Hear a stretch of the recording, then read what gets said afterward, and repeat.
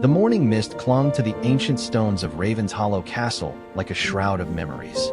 Princess Victoria stood at the tall windows of the East Tower, watching as the first rays of sunlight painted the kingdom of Eldermore in shades of gold and amber. Her fingers traced the cold glass, leaving brief marks that faded as quickly as they appeared, much like the traces she feared she would leave behind. 28 years had passed since her birth within these very walls, and now she faced the most difficult decision of her life. The telegram from the International Medical Council lay crumpled on her writing desk, its words burned into her memory. Immediate deployment required. Epidemic spreading rapidly through the northern territories of Zakardia. Your expertise in infectious disease management essential. Victoria had spent the last 5 years studying medicine in secret, defying centuries of royal tradition. While other princesses learned diplomatic protocols and court etiquette, she had buried herself in medical journals and spent countless nights in the palace's hidden laboratory. Her parents, King Edmund and Queen Isabel, had reluctantly supported her unconventional education, understanding their daughter's burning desire to serve humanity beyond the confines of royal duties.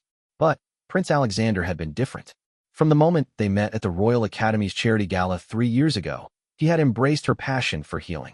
Alexander wasn't born into royalty. His family had earned their noble status through generations of military service to the crown.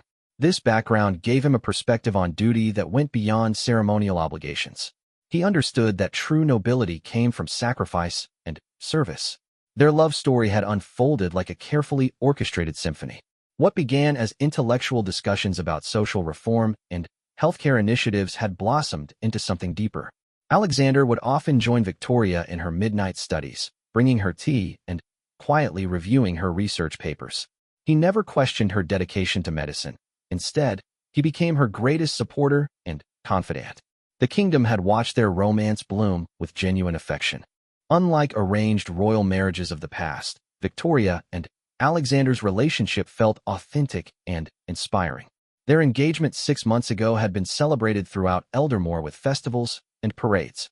Wedding preparations had consumed the palace for weeks, with every detail planned to perfection. Now, as Victoria stared out at the kingdom that would soon witness not a wedding but a farewell, she felt the weight of impossible choices pressing down upon her shoulders. The epidemic in Zakardia had already claimed thousands of lives. Reports described overcrowded hospitals, overwhelmed medical staff, and a healthcare system on the verge of collapse. The International Medical Council had specifically requested her expertise because of her groundbreaking research on rapid epidemic response protocols. Her study door opened quietly, and Alexander stepped inside. Even in these early morning hours, he maintained his characteristic composure, though Victoria could see the strain in his eyes. His dark hair was slightly disheveled, suggesting he had spent another sleepless night grappling with their situation. The council sent another message, he said softly, approaching her with careful steps. They're offering to delay the deployment by 2 weeks to allow for the wedding ceremony. Victoria turned from the window, her emerald eyes meeting his steady gaze. 2 weeks, while people continue to die every day? Alexander moved closer, his hands finding hers. Victoria, no one would question your dedication if you chose to fulfill your obligations here first. You're the crown princess. The kingdom needs you too. But Zakardia needs me now, she replied, her voice barely above a whisper. Every day I delay means more families destroyed, more children left orphaned. How can I celebrate our happiness while knowing I could be saving lives? The internal conflict had been tearing at Victoria for days. As crown princess, she carried responsibilities to her people and her kingdom. Her marriage to Alexander wasn't just a personal union. It was a political alliance that would strengthen Eldermore's position among neighboring nations. Postponing or canceling the wedding would disappoint thousands of citizens who had been preparing to celebrate, and would complicate delicate diplomatic negotiations. Yet Victoria's medical training had instilled in her a different kind of duty, the Hippocratic oath she had privately taken, promising to prioritize the preservation of life above all else. The epidemic in Zakardia represented exactly the kind of crisis she had spent years preparing to address.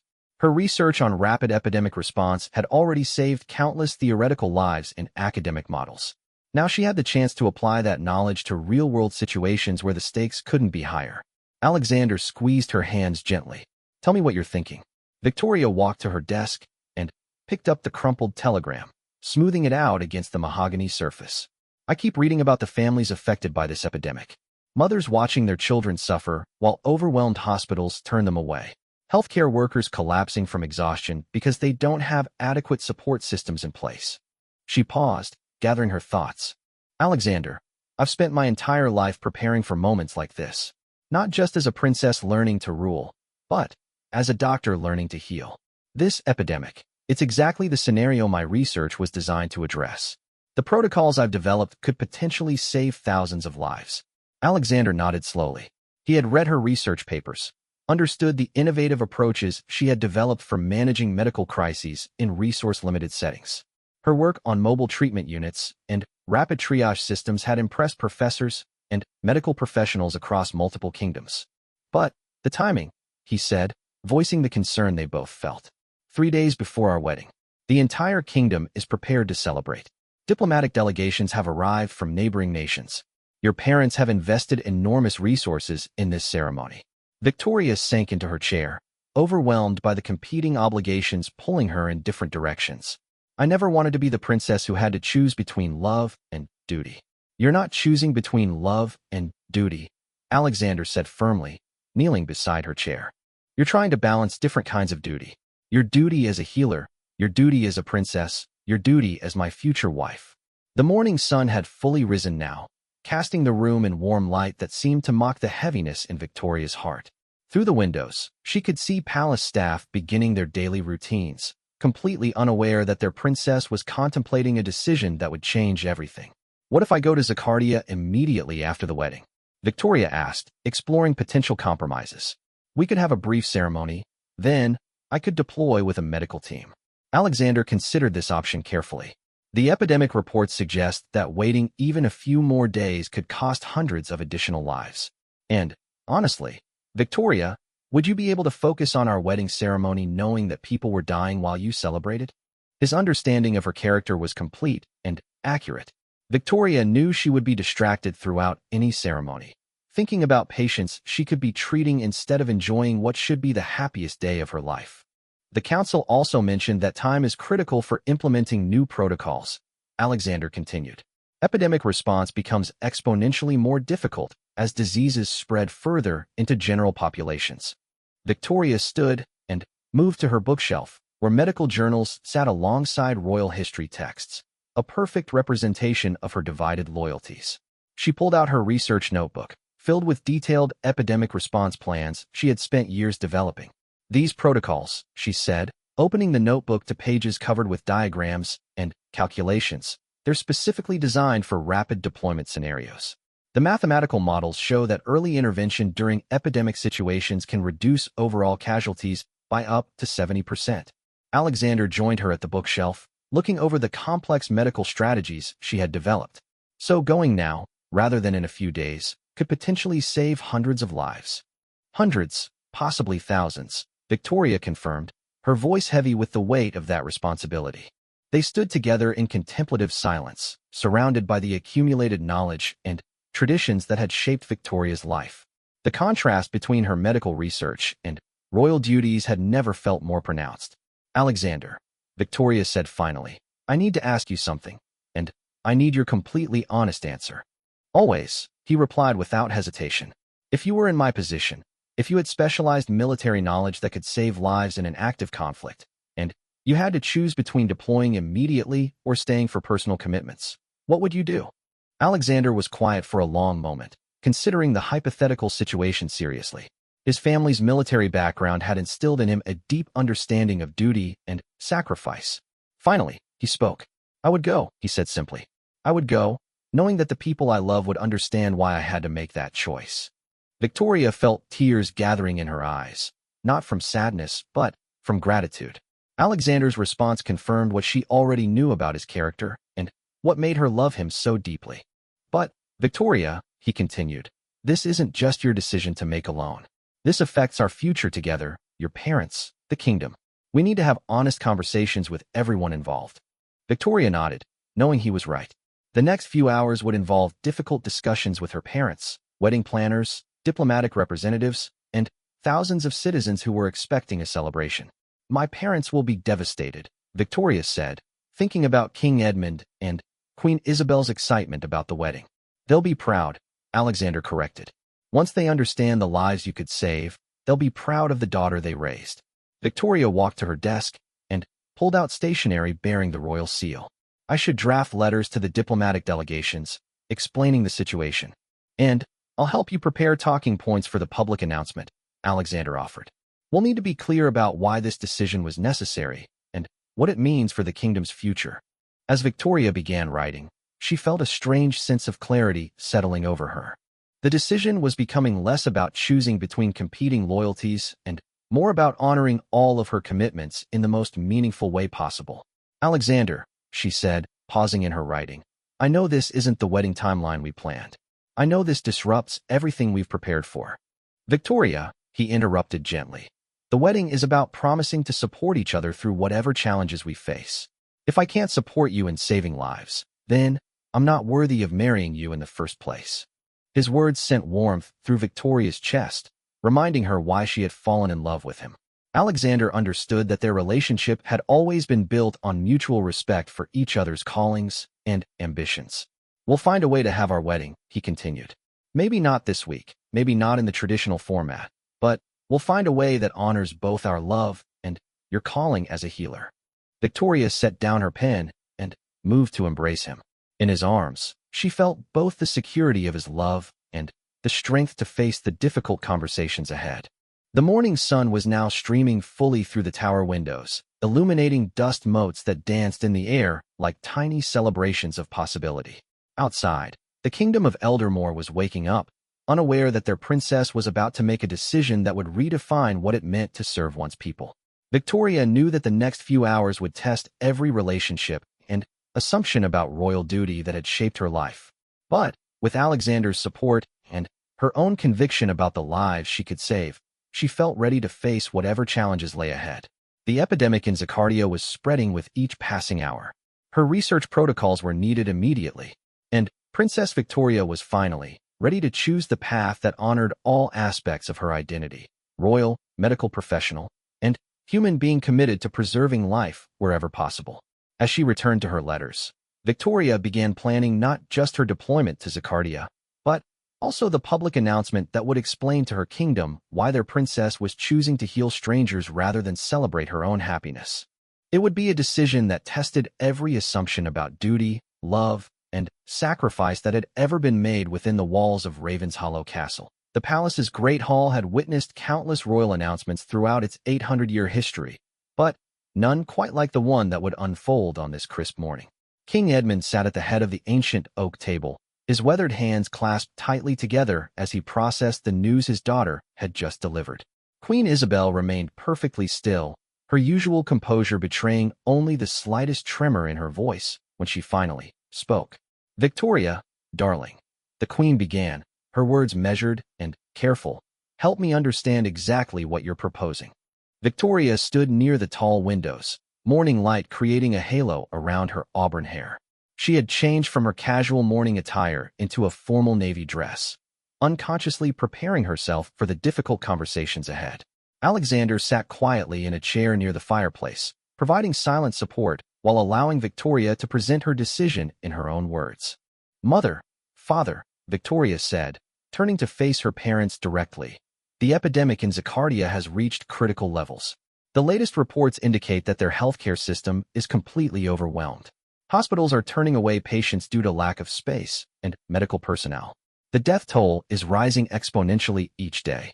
King Edmund's brow furrowed with concern, both for the suffering people of Zaccardia and for the implications of his daughter's obvious emotional investment in their crisis. Victoria, while the situation in Zaccardia is certainly tragic, you must remember that your primary obligations are to Eldermore and its people. But, father, Victoria replied, her voice gaining strength. What kind of princess would I be if I ignored suffering when I have the specific knowledge and skills to help alleviate it? My medical training isn't just an intellectual exercise. It's preparation for exactly these kinds of situations. Queen Isabel rose from her chair and moved closer to her daughter. Sweetheart, no one questions your dedication or your medical expertise.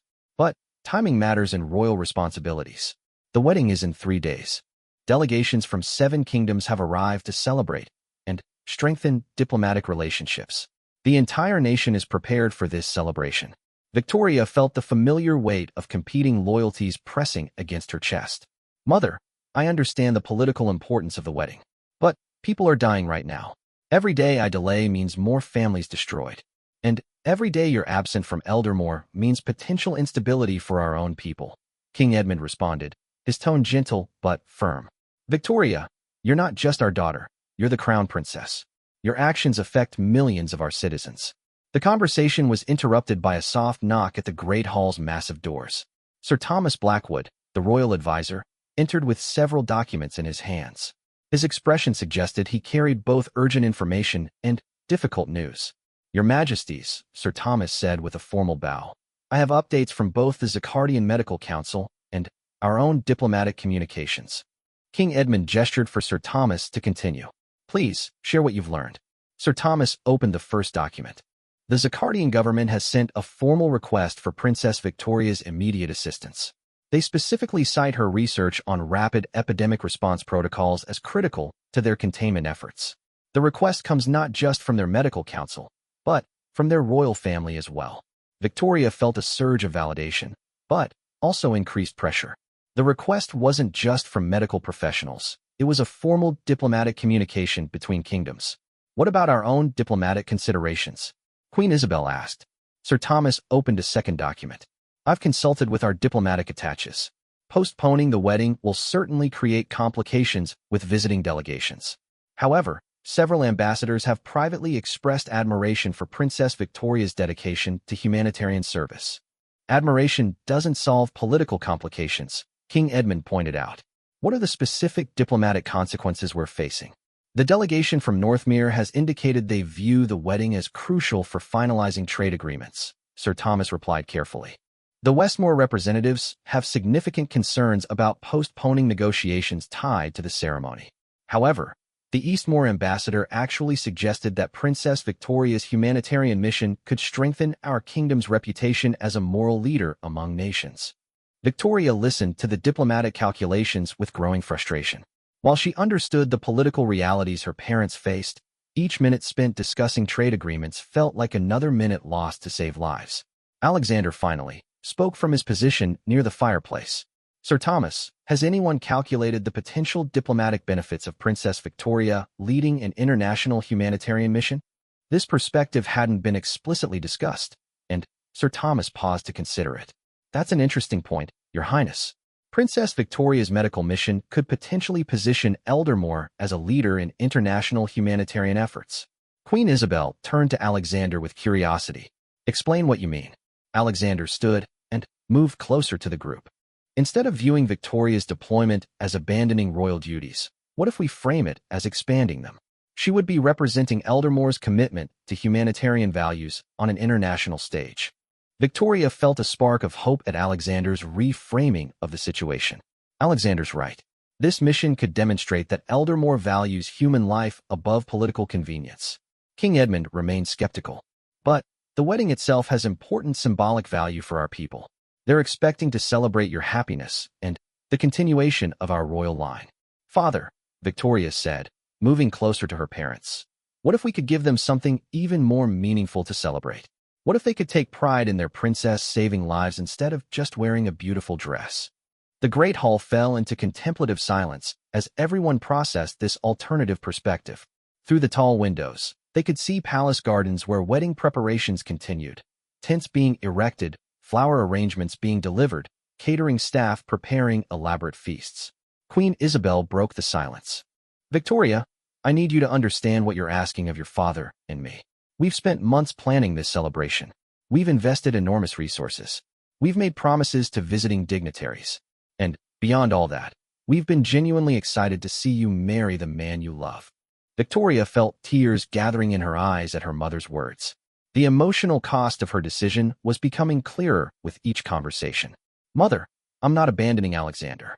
We're postponing our wedding, not canceling it. But postponing it indefinitely, Queen Isabel pointed out. Medical missions during epidemics can last months or even years. Alexander stepped forward. Your Majesty, Victoria, and I have discussed this extensively. We're willing to have a smaller, private ceremony before her deployment, or we're willing to wait until her mission is complete for a full celebration. King Edmund looked between his daughter and her fiancé. And you're both certain this is the right choice? Father, Victoria said, I've spent my entire life preparing for responsibilities beyond palace walls. This epidemic represents exactly the kind of crisis my medical training was designed to address. How can I ignore that calling now? Sir Thomas cleared his throat diplomatically. Your Majesties, if I may suggest a potential compromise, what if we reframe the current wedding preparations as a farewell celebration for Princess Victoria's humanitarian mission? This suggestion caught everyone's attention. Queen Isabel turned to Sir Thomas with interest. Explain this idea further. Instead of canceling the celebrations entirely, we could transform them into a kingdom-wide send-off for Princess Victoria's medical mission. The visiting delegations could witness Eldermore's commitment to international humanitarian service. The celebrations could honor both Princess Victoria's medical calling and Prince Alexander's support of her mission. Victoria felt a surge of excitement at this possibility. That could actually work. Instead of celebrating a wedding, we celebrate Eldermore's dedication to saving lives. King Edmund was clearly intrigued by this diplomatic solution. It would allow us to honor our commitments to visiting delegations while supporting Victoria's mission, and it would give our people something meaningful to celebrate, Queen Isabel added, warming to the idea. They could take pride in their princess's humanitarian work. Alexander nodded approvingly. It maintains the positive aspects of the celebration while honoring Victoria's calling. Sir Thomas continued developing the concept. We could invite international media to document Princess Victoria's deployment. This could significantly enhance Eldermore's reputation as a progressive, humanitarian-focused kingdom. The conversation was again interrupted by a knock at the Great Hall doors. This time, Princess Victoria's personal aide, Margaret, entered with obvious urgency. Your Majesties, Margaret said with a quick curtsy. I apologize for the interruption, but we've received an urgent communication from the Zachardian Medical Council.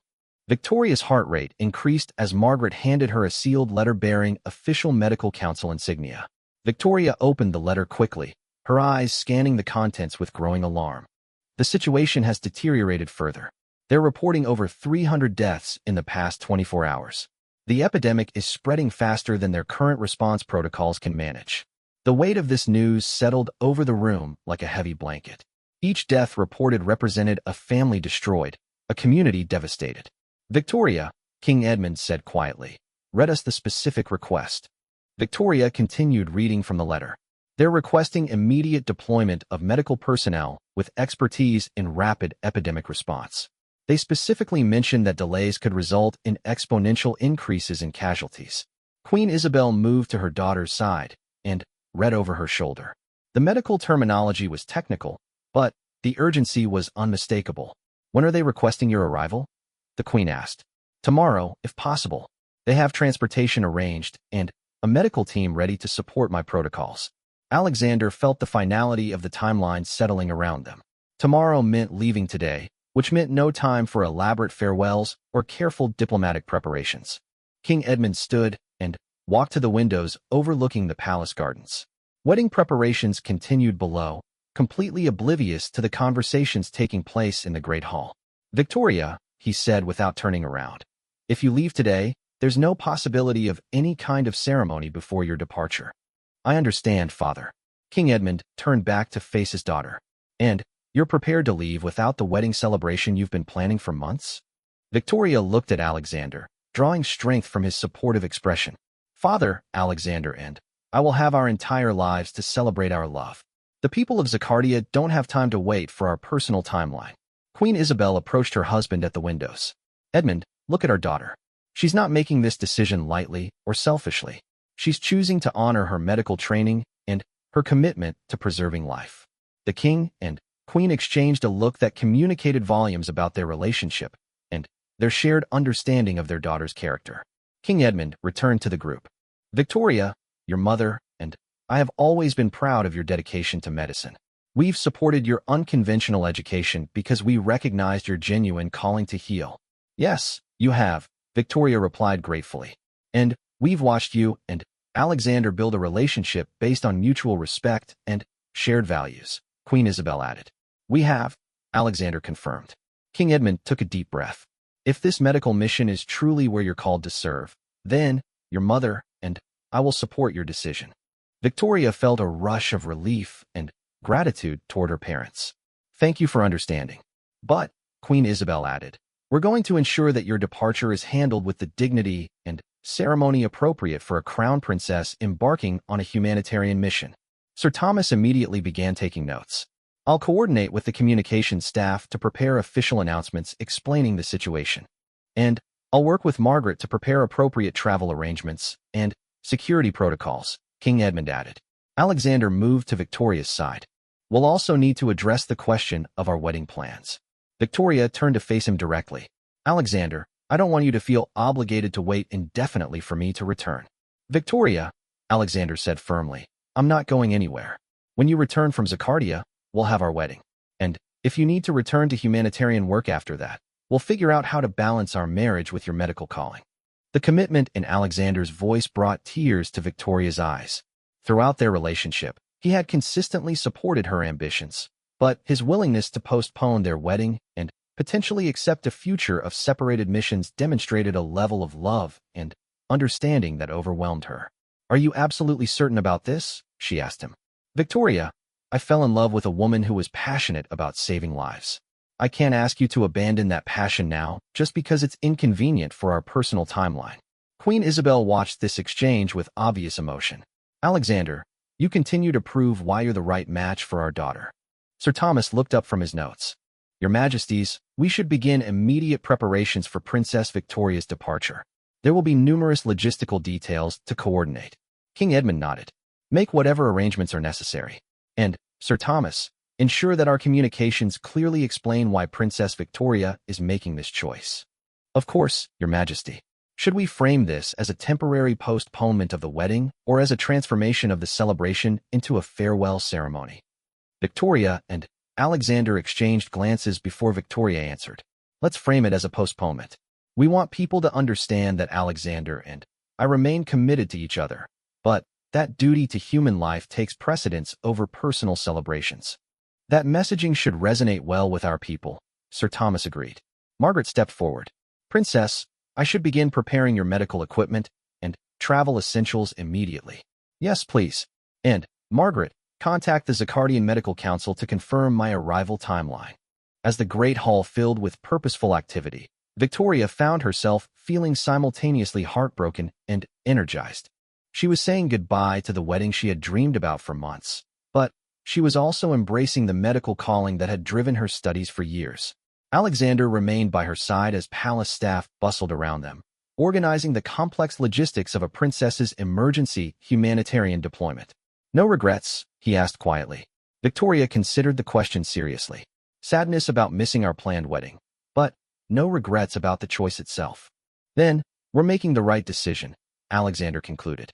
The morning sun was now high in the sky, illuminating the great hall where Princess Victoria had just changed the course of her life, her kingdom's diplomatic relationships, and potentially thousands of lives in a distant land she had never seen.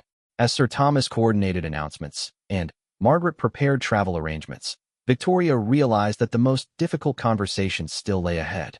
She would need to address the people of Eldermore, explain her choice to disappointed wedding guests, and prepare herself emotionally for leaving everyone and everything she loved.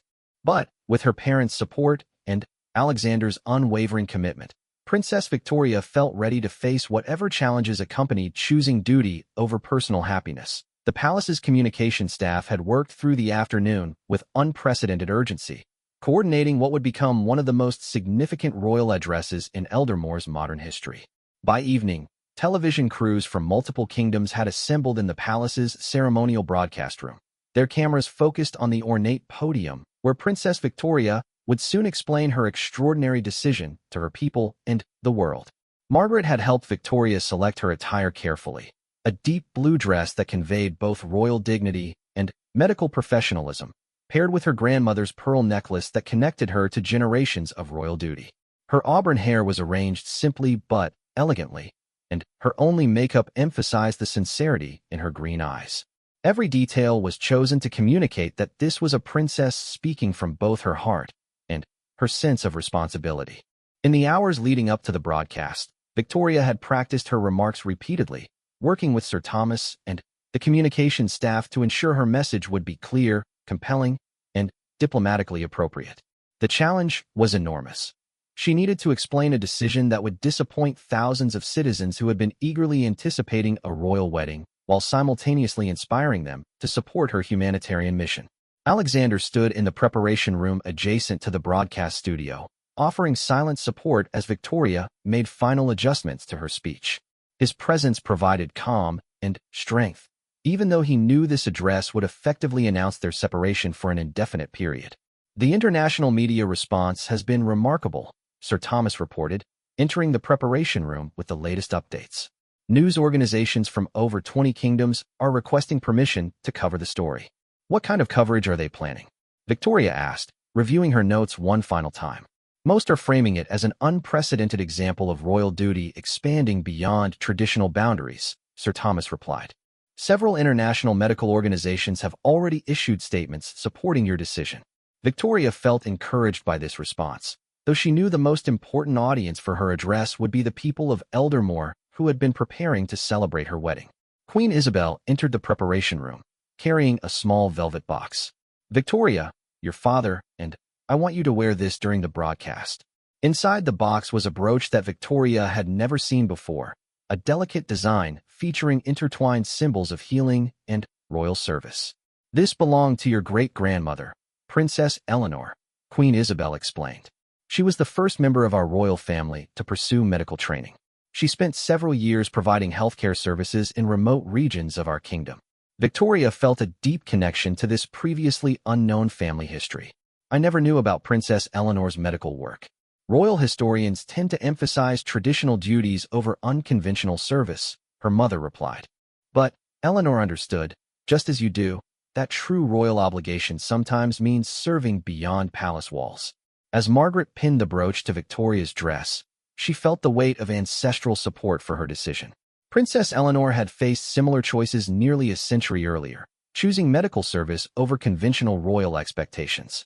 King Edmund appeared in the doorway, signaling that the broadcast was about to begin. Victoria, are you ready? She took a deep breath, looking around the room at the people who had supported her unconventional path. I'm ready. The broadcast studio was surprisingly intimate despite the array of cameras and technical equipment. Victoria had specifically requested that the setting feel personal rather than formal, wanting to speak to her people as individuals rather than distant subjects. As she took her place behind the podium, Victoria could see Alexander standing just outside the camera range, his encouraging smile providing strength for the difficult task ahead. The red recording light illuminated, and Victoria looked directly into the main camera, speaking as if addressing a close friend. My fellow citizens of Eldermore, I speak to you tonight about a decision that has required me to examine the deepest foundations of duty, love, and service. Her voice was steady and clear, carrying both authority and vulnerability. 3 days from now, Prince Alexander and I were scheduled to celebrate our wedding in what would have been the happiest day of my personal life. Today, I received an urgent request from the Kingdom of Zaccardia, where a devastating epidemic has overwhelmed their healthcare system and threatens to claim thousands more lives. Victoria paused, allowing the gravity of the situation to settle with her audience. The Zaccardian Medical Council has specifically requested my assistance because of research I've conducted on rapid epidemic response protocols. This research represents years of study and preparation for exactly these kinds of medical emergencies. She could sense the attention of viewers throughout the kingdom, many of whom were learning for the first time about their princess's extensive medical training. I stand before you tonight to announce that I will be departing immediately for Zaccardia to lead international medical efforts to contain this epidemic. This decision means postponing my wedding to Prince Alexander indefinitely. Victoria saw camera operators adjusting their focus, understanding that this moment would be replayed countless times across multiple kingdoms. I want you to understand that this choice has not been made lightly. Prince Alexander and I have dreamed of our wedding day for months. We know that many of you have been looking forward to celebrating with us. The decision to postpone our happiness weighs heavily on both our hearts. The personal cost of her decision was evident in her voice, making her sacrifice more relatable and meaningful to her audience. However, I cannot celebrate my own joy while knowing that my medical expertise could save hundreds or thousands of lives. The research I have conducted on epidemic response protocols has prepared me specifically for this kind of crisis. To ignore that calling would betray everything I believe about service and duty. Victoria's passion for her medical work came through clearly, helping viewers understand that this wasn't an impulsive decision, but the culmination of years of dedicated study. I want to speak directly about what royal duty means in our modern world. Traditionally, princesses have served by learning diplomacy, supporting charitable organizations, and providing ceremonial leadership. These remain important responsibilities that I continue to embrace. She was carefully acknowledging traditional royal roles while expanding their definition. But in our interconnected world, royal duty must also include using whatever specialized knowledge and skills we possess to address human suffering wherever it occurs. My medical training represents not just personal interest, but preparation for serving humanity beyond the borders of any single kingdom. This broader vision of royal responsibility represented a significant evolution in thinking about monarchical duties. Prince Alexander has supported this decision completely.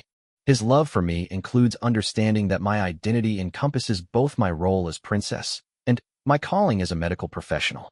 He recognizes that postponing our personal happiness demonstrates our shared commitment to values larger than ourselves. By highlighting Alexander's support, Victoria was reinforcing that their relationship remained strong despite the postponement. I also want to address our diplomatic guests who traveled to Eldermore expecting to celebrate a royal wedding. Your presence here demonstrates the friendship and respect that exists between our kingdoms. I hope you will understand that by supporting humanitarian service, you are witnessing Eldermore's commitment to principles that strengthen relationships between all nations. This diplomatic messaging was crucial for maintaining international relationships despite the disrupted wedding plans. To the people of Eldermore who have been preparing to celebrate with us, I want you to know how deeply your excitement and support have meant to Alexander and me.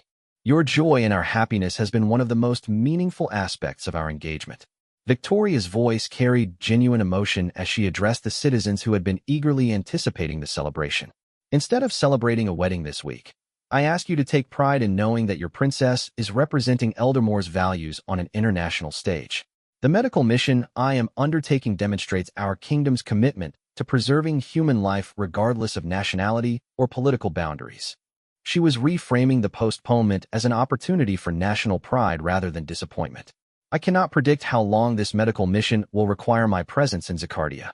Epidemic response efforts can last weeks, months, or potentially longer depending on the situation's complexity. Victoria was being honest about the uncertain timeline rather than offering false reassurance.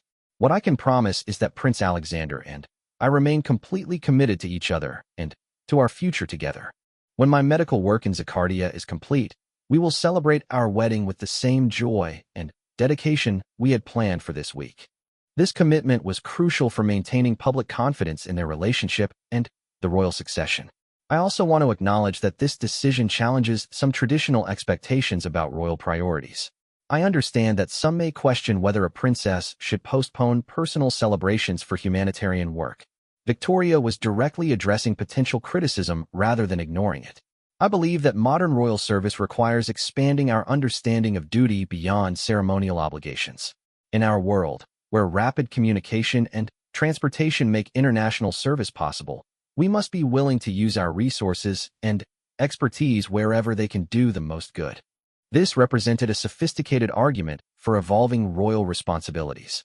The epidemic response protocols I have developed represent years of research specifically designed to save lives in situations like the crisis currently facing Zakardia. This knowledge carries with it an obligation to act when the opportunity arises to prevent human suffering. Victoria was explaining the technical basis for her expertise and why her specific skills were relevant to the crisis. I ask for your prayers and support as I undertake this mission. The work will be challenging and potentially dangerous, but it represents the kind of service that gives meaning to royal privilege. She was being realistic about the difficulties ahead while maintaining confidence in her decision. Prince Alexander will remain in Eldermore, continuing his diplomatic and ceremonial duties while I am away. He will be your connection to updates about the medical mission and our future wedding plans. This practical information assured citizens they would remain informed about both the mission and the royal relationship. Before I close, I want to speak personally to Prince Alexander, who has demonstrated extraordinary love and understanding throughout this difficult decision.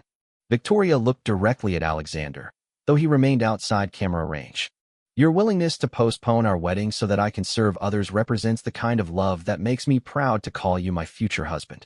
When we do celebrate our marriage, it will be with the knowledge that our relationship can withstand the test of putting human need before personal desire. The intimacy of this direct address created a powerful emotional moment that resonated with viewers. To my parents, King Edmund and Queen Isabel, thank you for raising me to understand that true nobility comes from service rather than privilege. Your support of my medical training and this deployment demonstrates the wisdom and love that have guided our kingdom for decades. This acknowledgement of parental support reinforced that the decision had royal family unity. In conclusion, I ask you to remember that love postponed is not love diminished. Alexander and I will have our wedding celebration, and it will be made more meaningful by knowing that we chose to serve others when they needed us most. Victoria's closing words emphasized hope rather than sadness. The medical mission I am undertaking represents Eldermore's commitment to humanitarian values that transcend political boundaries. I am honored to carry your support with me as I work to save lives and represent our kingdom's finest principles. She paused, looking directly into the camera one final time. Thank you for understanding why this choice was necessary, and thank you for the love and support that makes serving as your princess the greatest honor of my life. I will return to you as soon as my work in Zaccardia is complete, ready to celebrate both our humanitarian values and the love that Alexander and I share. As the broadcast concluded, Victoria felt simultaneously exhausted and energized. She had presented her case honestly and passionately, explaining a decision that would affect thousands of people across multiple kingdoms. Alexander immediately moved to her side as the cameras stopped recording, offering the comfort and support she needed after emotionally demanding public address. That was perfect, he said quietly, embracing her as technical staff began dismantling equipment around them. Sir Thomas approached with initial response reports. Your Highness, the early reaction has been overwhelmingly positive. Citizens are already gathering in public squares to show support for your mission. King Edmund and Queen Isabel entered the studio, both showing obvious pride in their daughter's performance. Victoria, her father said, you have represented our family and our kingdom with extraordinary dignity and purpose. The people of Eldermore will remember this address for generations, her mother added. As Victoria stood surrounded by the love and support of her family and future husband, she felt ready to face the challenges that lay ahead. The most difficult part of her decision, explaining it to the people she served, was now complete. Tomorrow would bring her departure for Zaccardia and the beginning of a medical mission that could save thousands of lives. But, tonight, she was sustained by the knowledge that her people understood and supported her choice, even though it meant postponing the celebration they had all been eagerly anticipating. The princess who had spoken to the nation was the same woman who would soon be treating epidemic victims in a distant kingdom, someone who understood that true leadership sometimes required choosing the harder path when it served the greater good. Dawn broke over Ravenshollow Castle with unusual solemnity, as if the ancient stones themselves understood that this day would mark a turning point in the kingdom's history. Princess Victoria's departure for Zaccardia had been scheduled for noon, allowing time for private farewells and final preparations that would sustain her through an uncertain period of separation from everything and everyone she loved. The palace courtyard, which should have been decorated with wedding flowers and celebration banners, instead bustled with the organized chaos of a humanitarian deployment. Medical supply crates bearing International Relief Organization logos stood alongside luggage containing Victoria's personal belongings. Military transport vehicles waited to escort her to the Royal Airfield, where a medical evacuation aircraft had been specially equipped for the journey to Zaccardia. Margaret had worked through the night ensuring that every detail of Victoria's deployment was perfectly coordinated. Her efficiency masked deep personal sadness at seeing the princess she had served for 5 years departing for dangerous work in a distant land. The wedding dress that should have been worn today hung carefully preserved in Victoria's chambers, a silent reminder of dreams deferred but not abandoned. In the private breakfast room adjacent to the royal family's quarters, Victoria sat with her parents for what would be their final meal together for an indeterminate period. The conversation was deliberately light, focusing on practical matters rather than the emotional weight of their impending separation. The communication protocols are all established, King Edmund said, reviewing the final coordination details. You'll have secure satellite communication available twice daily for updates on both your medical work and kingdom affairs. Victoria nodded, appreciating her father's focus on practical arrangements that would maintain their connection despite the distance. And Alexander will coordinate any public communications about the mission's progress. Yes, Queen Isabel confirmed. He'll serve as the official liaison between your work in Zacardia and our people here in Eldermore. The arrangement would allow Alexander to remain involved in Victoria's mission while fulfilling his responsibilities to the kingdom. It also ensured that their relationship would remain visible to the public during her absence. Have there been any updates from the Zacardian Medical Council this morning? Victoria asked, checking her watch and calculating the time difference. Sir Thomas received a communication an hour ago, her father replied. The situation remains critical, but they've confirmed that all preparations are in place for implementing your epidemic response protocols immediately upon your arrival. Victoria felt the familiar combination of anticipation and anxiety that accompanied any major medical deployment.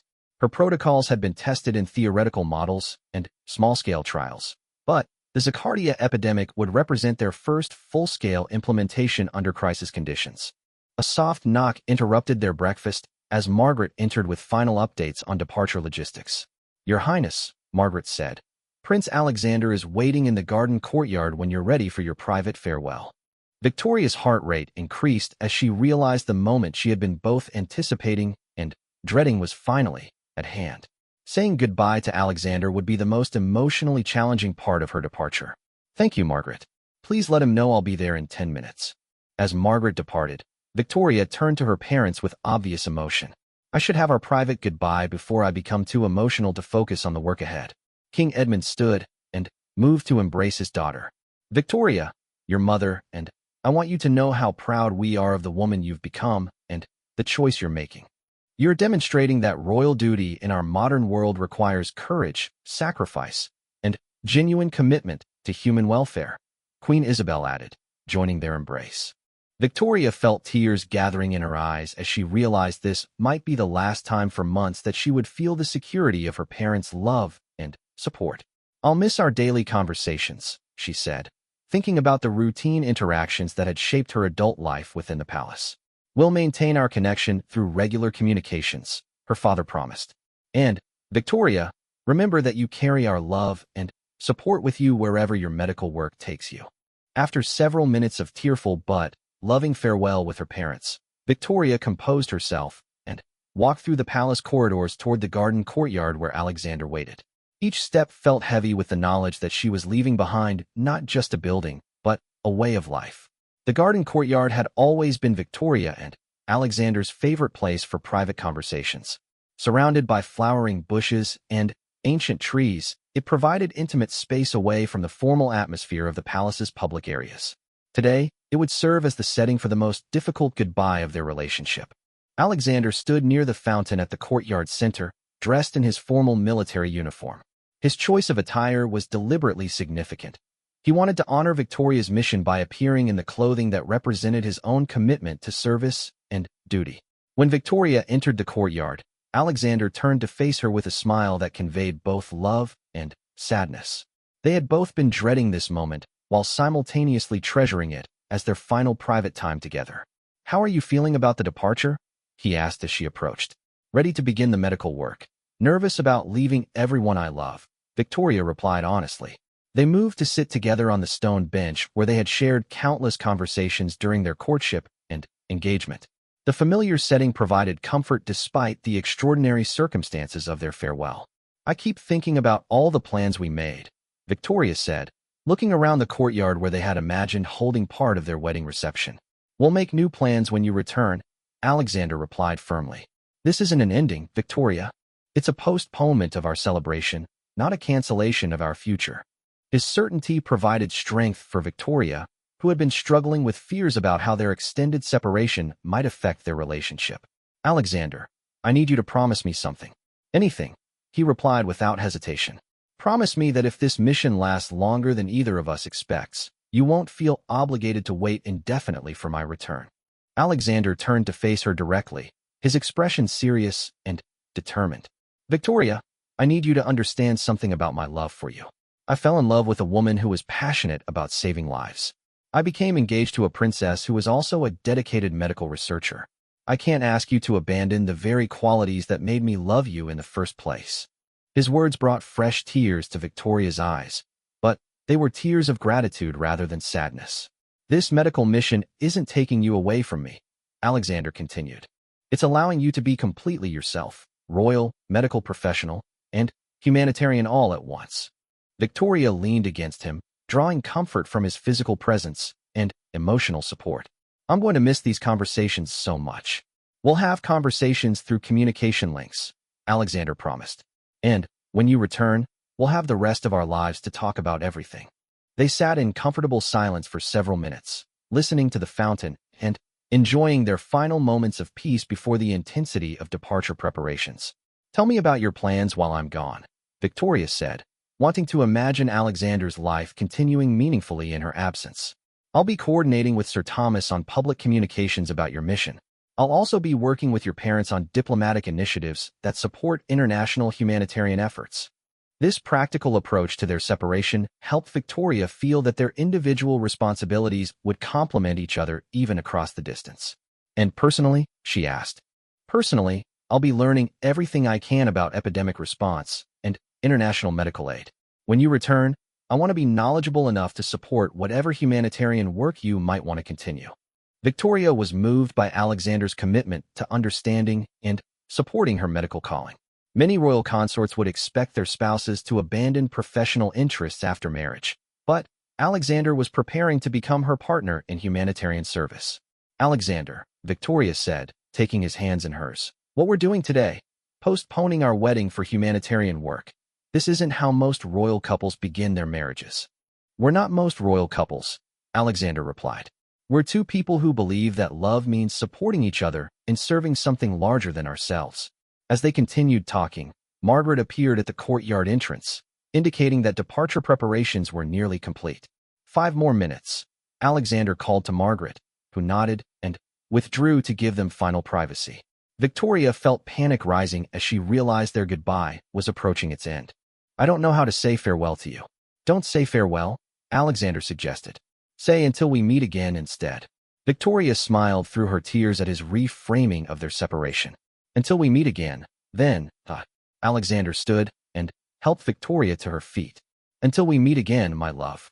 They embraced in the garden courtyard where they had shared so many happy moments, holding each other tightly, as if physical closeness could somehow extend their time together. "I love you, Alexander," Victoria whispered. "I love you too, Victoria. Go save lives, and come home to me when your work is done." As they walked hand in hand toward the palace courtyard where the departure convoy waited, Victoria felt simultaneously heartbroken and determined. Alexander's support had given her the emotional strength she needed to face the challenges ahead.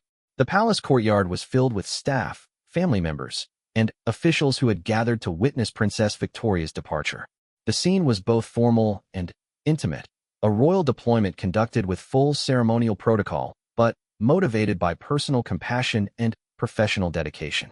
King Edmund and Queen Isabel stood near the lead vehicle, maintaining their royal composure while clearly struggling with the emotions of watching their daughter leave for dangerous work in a distant land. Sir Thomas approached with final communication protocols and diplomatic correspondence that Victoria would need during her mission. "Your Highness," he said, "all arrangements are confirmed. The Zakardian government will provide full security and support for your medical work." Victoria accepted the documents while Alexander remained at her side, providing silent support as she transitioned from princess saying goodbye to medical professional preparing for deployment. Margaret approached with Victoria's personal travel cases and medical equipment. "Everything is loaded and secured, Your Highness." As Victoria prepared to enter the transport vehicle, she turned to address the assembled group of people who had supported her unconventional path. "Thank you all for understanding why this mission is necessary and for supporting my decision to serve beyond our kingdom's borders." Her words were simple but carried deep appreciation for everyone who had made her deployment possible. King Edmund stepped forward for a final embrace. "Serve with honor, return safely, and know that we love you." Queen Isabel's goodbye was tearful but proud. "You carry our hopes and prayers with you, darling." Alexander's final goodbye was brief but meaningful, conducted under the observation of dozens of people, but felt as intimately as their private farewell in the garden. "Come home to me," he said simply. "I will," Victoria promised. As Victoria entered the transport vehicle, she looked back at Raven's Hollow Castle one final time. The ancient structure had been her home for 28 years, and leaving it felt like abandoning a crucial part of her identity. But as the convoy began moving toward the royal airfield, Victoria focused her thoughts on the medical protocols that would soon be implemented in Zakardia and the lives that might be saved through her work. The farewell that had touched so many hearts was complete.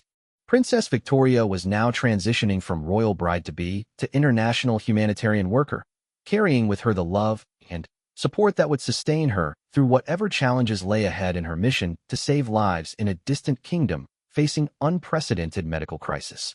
Through the vehicle's window, she could see Alexander standing with her parents, watching until the convoy disappeared from view.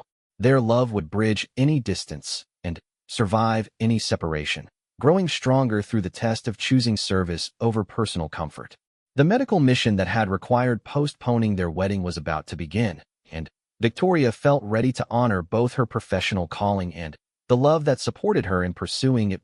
18 months later, the medical helicopter carrying Princess Victoria touched down at the royal airfield of Eldermore under a brilliant spring sky that seemed to celebrate her long-awaited return.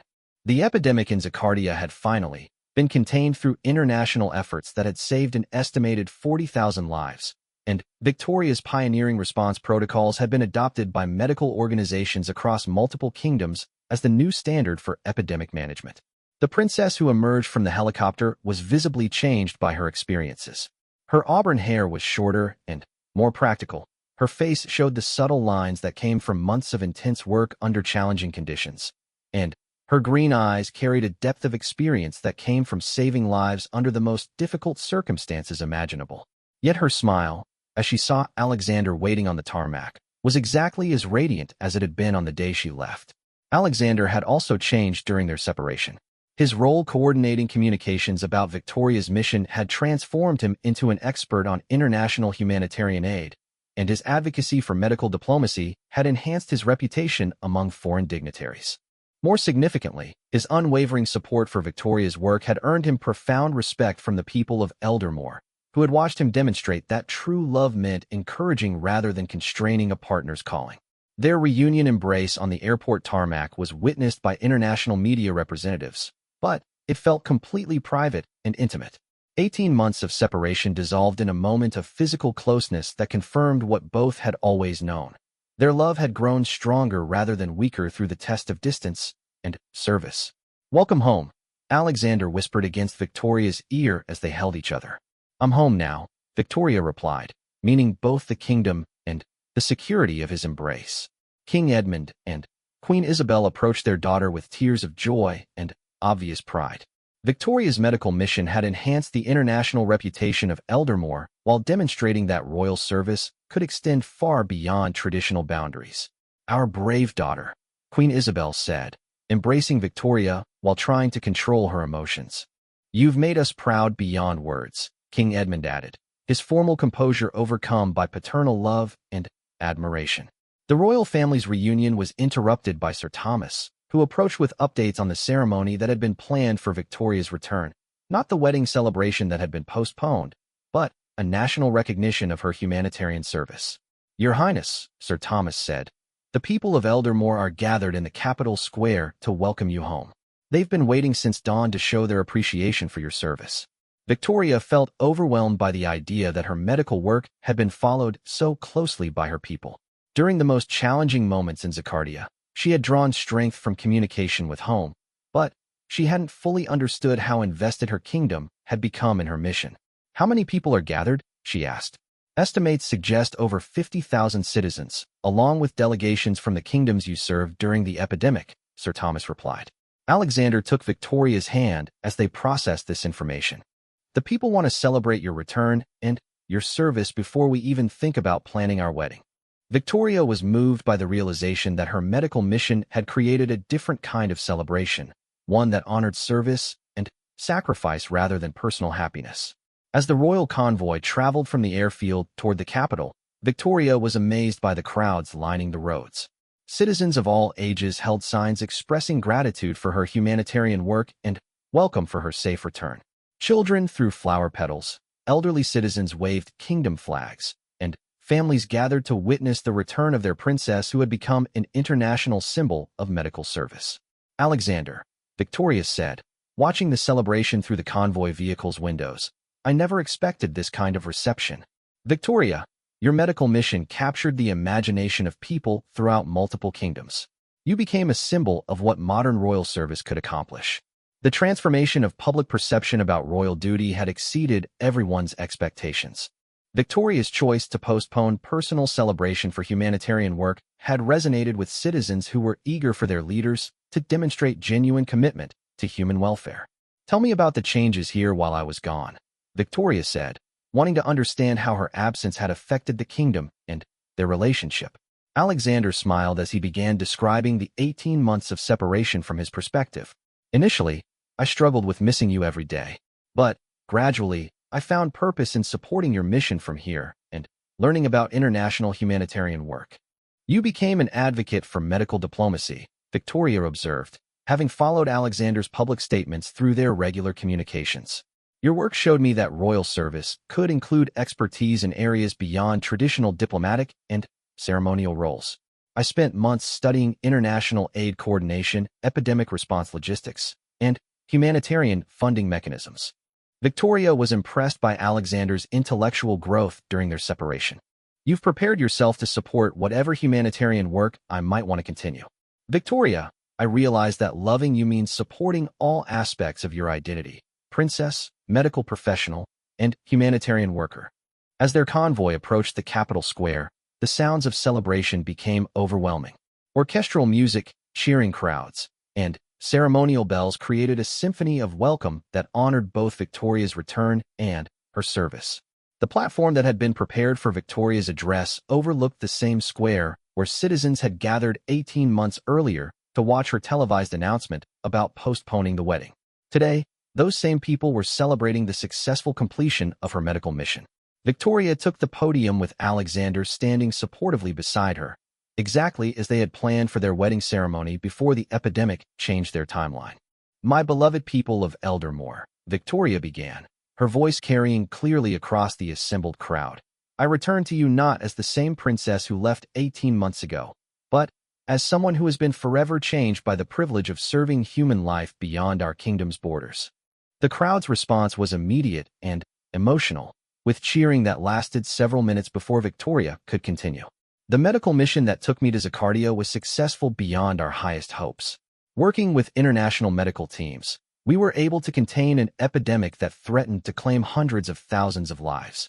The response protocols developed here in Eldermore helped save an estimated 40,000 people." Victoria's voice carried obvious pride in these accomplishments, and the crowd responded with overwhelming approval. "But the most important lessons I learned during this mission were about the values that define our kingdom. Your support sustained me through the most challenging moments.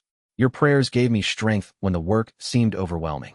Your belief in the importance of serving humanity beyond political boundaries inspired me to persist when obstacles seemed insurmountable." By connecting her personal experience to the kingdom's collective values, Victoria was reinforcing that her mission had represented all of Eldermore rather than just individual ambition. "I also learned about the depth of love that can survive any separation when it's built on shared commitment to service. Prince Alexander's unwavering support for my work demonstrated that true partnership means encouraging each other to fulfill callings that serve something larger than personal happiness."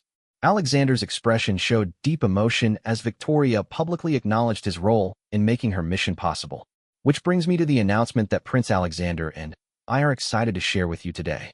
The crowd's anticipation was palpable as everyone realized that Victoria was about to address the question of their postponed wedding. 3 weeks from today, Prince Alexander and I will finally celebrate the wedding ceremony we postponed to serve humanitarian needs. But this celebration will be different from what we originally planned. Victoria paused, allowing excitement to build before explaining the changes they had made to their wedding plans. "Our ceremony will include a commitment not only to each other, but to continued service in international humanitarian efforts. We are establishing the Eldermore Foundation for Medical Diplomacy, which will coordinate royal involvement in global health initiatives. The announcement represented a complete evolution in thinking about royal responsibility and marriage obligations. Prince Alexander will serve as the foundation's executive director, coordinating international partnerships and funding mechanisms. I will provide medical expertise and field leadership for emergency response missions. Victoria was announcing that their marriage would formalize a partnership dedicated to expanding humanitarian service rather than traditional royal duties. This means that our future together may include extended periods of service in distant locations where medical expertise is needed. But it also means that our love will be strengthened by shared commitment to preserving human life wherever possible. The crowd's response indicated overwhelming support for this innovative approach to royal marriage and service. The wedding celebration we've planned will honor both our personal love and our professional dedication to humanitarian work. Instead of traditional royal ceremony focused on pageantry, we'll celebrate the values of service, sacrifice, and compassion that define modern royal responsibility.